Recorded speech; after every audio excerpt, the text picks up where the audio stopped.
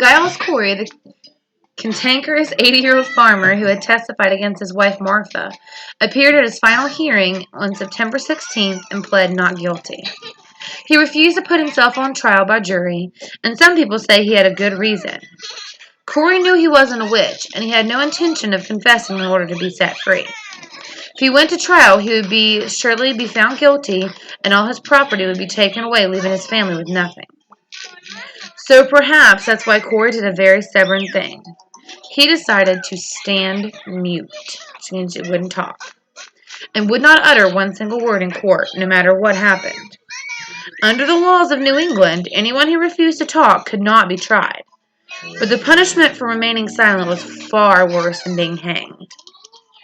It was a type of torture known as peine forte et dure.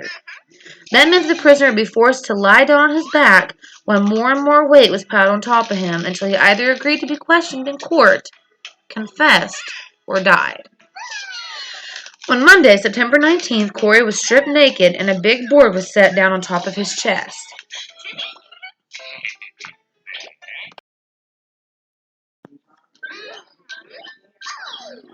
Then as the townfolk stared, a large number of extremely heavy rocks were piled one by one onto the board. Corey only had one thing to say. He asked to have more weight added so that he could die faster. But it would take 2 long days for him to breathe his last breath. Caliph, a spectator who had written about Burroughs' hanging, reported a horrible little detail about Corey. His tongue being forced out of his mouth, the sheriff with his cane forced it in again while he was dying. He was the first in New England that was ever pressed to death.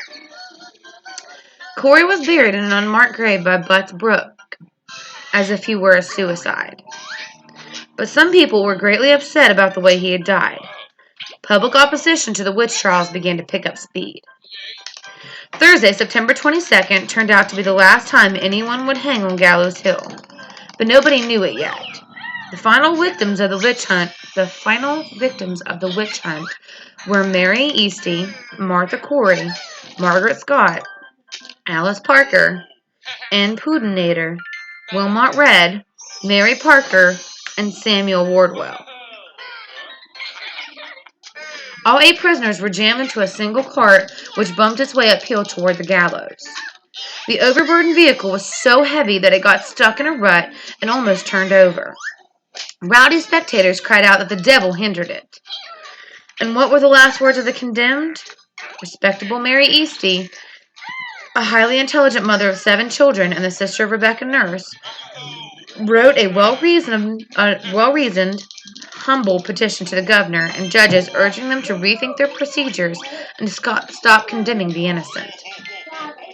I petition to your honors, not for my own life, for I know I must die, but with the hope that no more innocent blood may be shed. I do not question that your honors work to the utmost of your powers to uncover witchcraft, and would not be guilty of innocent blood for the world. But by my own innocence, I know you are working in the wrong way. The Lord knows that I shall honestly say at heaven's tribunal seat that I know not the last thing of witchcraft. Therefore I dare not lie, and by doing so lose my own soul. I beg your honors not to deny this humble petition for a poor dying innocent person, and the Lord will bless your endeavors.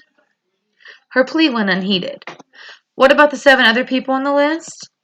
According to the Spectator Caliph, Martha Corey, protesting her innocence, concluded her life with imminent prayer upon the latter. Her husband, Giles Corey, had been pressed to death just 2 days earlier.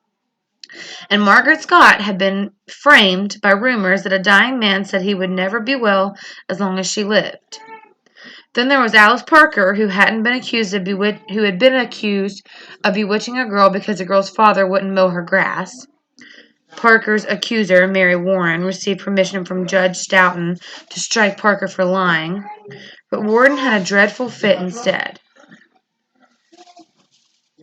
Ann Pudenator, the wealthiest person to hang, was accused of making a man fall out of a cherry tree and making ointments to use for sorcery. Wilmot Red was a gruff, unpopular fisherman's wife from Marblehead. Mary Parker had yelled at her husband for going to a tavern and had also been accused of bewitching a sick child. Parker insisted that she was accused because someone else had the same name as hers.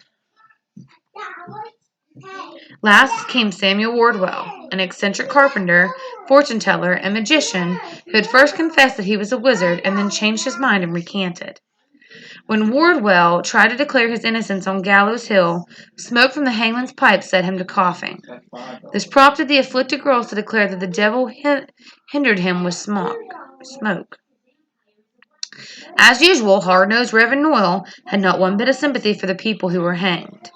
"What a sad thing it is to see 8 firebrands of hell hanging there," he proclaimed. About that time it began to pour down the rain.